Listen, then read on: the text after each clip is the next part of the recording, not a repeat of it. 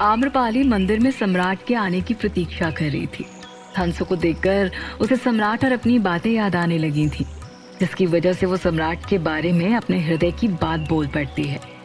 लेकिन सम्राट उसके पीछे खड़े थे और उसे इस बात का बिल्कुल भी अंदाजा नहीं था, और सम्राट आम्रपाली के मुख से सुनना चाहते थे कि उसने क्या कहा। लेकिन आम्रपाली ने बातों को टाल दिया और कहा कि जो कुछ भी जानना है वो इन हंसों से पूछ लीजिए। अगले ही पल सम्राट ने उन हंसों की तरफ देखा और कहा, बताइए फिर, ये किसने कहा कि विवाह के पश्चात हम एक हो जाएंगे और फिर कभी दूर नहीं होंगे? ये सुनकर आम्रपाली की धड़कनें बढ़ गईं। वो अब और सम्राट का सामना नहीं कर पा रही थी। वो वहां से तुरंत जाने लगी। तब सम्राट ने गंभीर होकर उसे पुकारा, आम्रपाली रुकिए, अभी बात पूरी नहीं हुई। सम्राट की आवाज सुनकर आम्रपाली रुक गई, लेकिन सम्राट की तरफ देखने की उसकी हिम्मत नहीं हो रही थी। तब सम्राट अपने स्थान पर खड़े हुए और आम्रपाली के समीप आते हुए कहते हैं, आपने इन हंसों से जो भी कुछ कहा है वो सब कुछ हमने सुना है और हम अपनी खुशी व्यक्त नहीं कर सकते। कम से कम आप हमसे ना सही पर इन हंसों से तो बोल पाई। आम्रपाली सिर झुकाए खड़ी थी। पूरे मंदिर में शीतल हवाएं चल रही थीं। पेड़ पौधे धीरे धीरे हिलोरे ले रहे थे। आम्रपाली की चूनर भी हवा के संग संग लहरा रही थी। उसके बालों की लट उड़ उड़कर उसके चेहरे पर आ रही थी। सम्राट ने आगे कहा, एक दूसरे के हृदय की बात जानने के लिए इससे बेहतर वक्त हम दोनों को कभी नहीं मिल सकता। इसलिए आज सवाल हमारे होंगे और जवाब आप देंगी। तो बताइए आम्रपाली, आप हमसे प्रेम करती हैं या फिर नहीं? आप इस विवाह से खुश तो है ना? सम्राट के सवाल पर आम्रपाली शांत खड़ी थी। सम्राट उसके पीछे की तरफ थे। आम्रपाली को समझ नहीं आ रहा था कि वो क्या कहे। आज से पहले उसने कभी भी सम्राट से इस तरह की बातें नहीं की थी। उसकी खामोशी देखकर सम्राट से धैर्य नहीं रखा गया। वो वहां से जाने लगे और कहते हैं, यदि आपको इस विवाह से आपत्ति है तो कोई बात नहीं, हम राजमाता से बात कर लेंगे। इतना कहकर सम्राट उसके बगल से होकर गुजरने लगे। वो कुछ कदम आगे ही बढ़े थे कि तभी आम्रपाली की मधुर आवाज उनके कानों में पड़ी। उसने कहा, खुश हैं सम्राट, हम इस विवाह से बहुत खुश हैं। जैसे ही आम्रपाली ने यह कहा, सम्राट के कदम रुक गए। वो तुरंत खुश होते हुए उसकी तरफ पलटे और कहते हैं, सच में आम्रपाली? आम्रपाली ने सम्राट की आंखों में झांकते हुए आगे कहा, सम्राट, आपका साथ हमें ताकत देता है। आपके साथ हम खुद को सबसे ज्यादा सुरक्षित महसूस करते हैं। जब हम वैशाली में थे, आप चाहते तो कभी भी हमारा फायदा उठा सकते थे, लेकिन आपने ऐसा कभी नहीं किया, बल्कि अपने प्राणों पर लड़कर हमारे प्राण बचाए हैं। हमारी और नगरवधु की लड़ाई में आपने हमेशा से हमारा साथ दिया है। वो आप ही थे जिसकी वजह से हमें वर्षों तक किसी ने स्पर्श नहीं किया, और जिसने कोशिश की उसे आपने सबक सिखा दिया। सम्राट बड़े ध्यान से आम्रपाली की बातें सुन रहे थे, और आम्रपाली आज बिना रुके वो सब कहते जा रही थी जो वो कब से कहना चाहती थी। फिर आगे उसने कहा, यदि आप न होते तो शायद आज हम न जाने कितनों का शिकार बन चुके होते। सम्राट, सच कहें तो जब जब आप वैशाली से चले जाते थे तो हमारा हृदय व्याकुल होने लगता था। हम चिंतित हो जाते थे कि यदि कोई संकट आए तो हम कैसे उससे लड़ेंगे, उसका सामना कैसे करेंगे। हाँ, जब आप साथ रहते थे तो हमें अपने आप ताकत मिल जाती थी। हम सब साथ मिलकर लड़ रहे थे, लेकिन उन सब में आप अलग थे। हमें याद है जब हम सोम के साथ उस गुफा में बंद हो गए थे और अपनी अंतिम सांसें गिन रहे थे। सबने सोच लिया था कि हम मर चुके हैं और शेर ने हमारा शिकार कर लिया है, लेकिन एकमात्र आप थे जिन्होंने हमें ढूंढना नहीं छोड़ा। कहते हुए आम्रपाली ने सम्राट से अपनी नजरें फेर ली और फिर हंसों की तरफ आगे बढ़ते हुए कहा, सम्राट, हमें नहीं पता कि प्रेम की परिभाषा क्या होती है, परंतु प्रेम में संदेह नहीं होता, विश्वास होता है। विश्वास ऐसा कि दूर होकर भी आत्मा एक हो जाती है। सम्राट, आपके लिए जो हम महसूस करते हैं वो भावना सबसे अलग है। आपको तकलीफ में देखकर हमें तकलीफ होती है। आप जब खुश होते हैं तो हमें भी खुशी प्रतीत होती है, और यदि इसी का नाम प्रेम है तो। कहते कहते आम्रपाली रुक गई, लेकिन सम्राट आम्रपाली की बात सुनकर बेचैन होने लगे थे। वो तुरंत आम्रपाली के पास आकर कहते हैं, कहिए आम्रपाली। आम्रपाली ने सम्राट की तरफ देखा और अपने हृदय को मजबूत करते हुए पूरे दृढ़ विश्वास के साथ कहा, हाँ, हमें आपसे प्रेम है सम्राट, हम भी आपसे प्रेम करने लगे हैं। जैसे ही आम्रपाली ने ये कहा, पूरी हवा में एक मधुर सी धुन बिखरने लगी। हंसों का जोड़ा एक दूसरे के और समीप आ गया। प्रकृति उन दोनों के प्रेम के इजहार का उल्लास मनाने लगी थी। सम्राट वो तो मानो जैसे मूर्ति बन के रह गए थे। उन्हें अपने कानों पर यकीन नहीं हो रहा था। उन्होंने खुद को एहसास कराया कि जो भी कुछ हो रहा है वो कोई स्वप्न नहीं है बल्कि सत्य है। अगले ही पल सम्राट अपनी भावनाओं को नियंत्रण में रखते हुए कहते हैं, आज आपने हमें जीवन की सबसे बड़ी खुशी दी है आम्रपाली। हमारे हृदय में बस एक ही बात का डर था कि कहीं आप हमसे दूर ना हो जाएं। लेकिन आज आपने इस डर को हमेशा हमेशा के लिए खत्म कर दिया। एक तरफ आम्रपाली ने अपने प्रेम का इजहार कर दिया था, तो दूसरी तरफ सोम गौतम बुद्ध से मिलने के लिए अभी भी तड़प रहा था। भीड़ कम होने का नाम ही नहीं ले रही थी। सोम लोगों को धक्का देकर आगे की तरफ बढ़ रहा था और राजकुमारी मुकुंदा उसके पीछे पीछे जा रही थी। काफी मेहनत के बाद सोम आखिर उस जगह पर पहुंच गया जहां से उसे गौतम बुद्ध दिखाई दे रहे थे। गौतम बुद्ध को देखकर उसके चेहरे पर एक प्यारी सी मुस्कान आ गई। उसका चेहरा खिल उठा। उसने तुरंत पलटकर राजकुमारी मुकुंदा से कहा, देखिए राजकुमारी, वो रहे गौतम बुद्ध।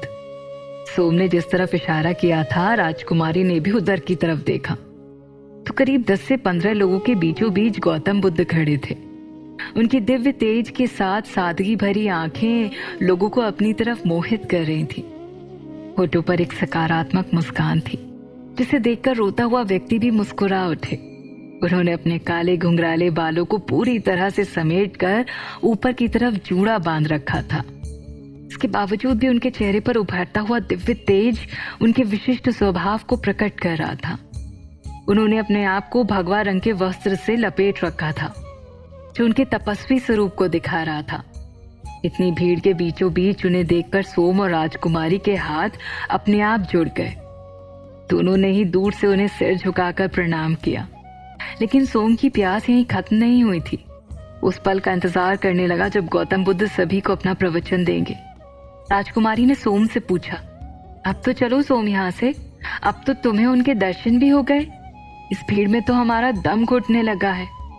तो सोम ने राजकुमारी मुकुंदा की बातों को नजरअंदाज किया और अपनी बात को रखते हुए कहा, क्षमा करना राजकुमारी, आपको हमारी वजह से परेशानी हो रही है, परंतु हम यहाँ अपनी समस्या के समाधान के लिए आए हैं।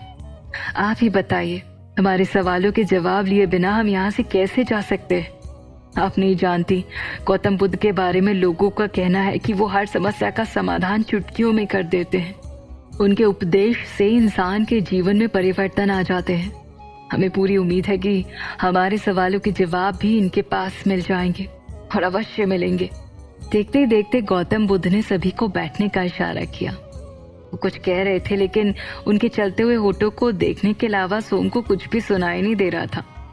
सभी गौतम बुद्ध को घेर कर पेड़ के चारों तरफ बैठ गए और गौतम बुद्ध उसी पेड़ के नीचे बने गोल चबूतरे पर बैठ गए। उनके साथ उनके कुछ शिष्य भी थे जो उनके इर्द गिर्द खड़े थे। तभी गौतम बुद्ध ने अपनी बात शुरू की और मोहक स्वर में कहा, हमारी वजह से आप सभी को इतनी असुविधा हुई, उसके लिए हम क्षमा प्रार्थी हैं। कहते हुए उन्होंने अपने दोनों हाथ जोड़कर सभी से क्षमा मांगी। उनकी इस दरियादिली को देखकर सोम और राजकुमारी के चेहरे पर मुस्कान आ गई। तभी गौतम बुद्ध ने आगे कहा, परंतु आप सभी हमसे मिलने के लिए आए, आपके इस प्रेम के लिए हम आपके बहुत बहुत आभारी हैं। इसके बाद लोगों ने अपनी अपनी बातें रखना शुरू की और गौतम बुद्ध ने उनके सवालों के जवाब देना प्रारंभ किए। काफी देर तक अपने उपदेश देने के बाद अंत में उन्होंने कहा, इसलिए मेरी इस बात का ध्यान रखिएगा, संसार दुखमय है, इसके प्रति आसक्ति ही आपके दुख का कारण है।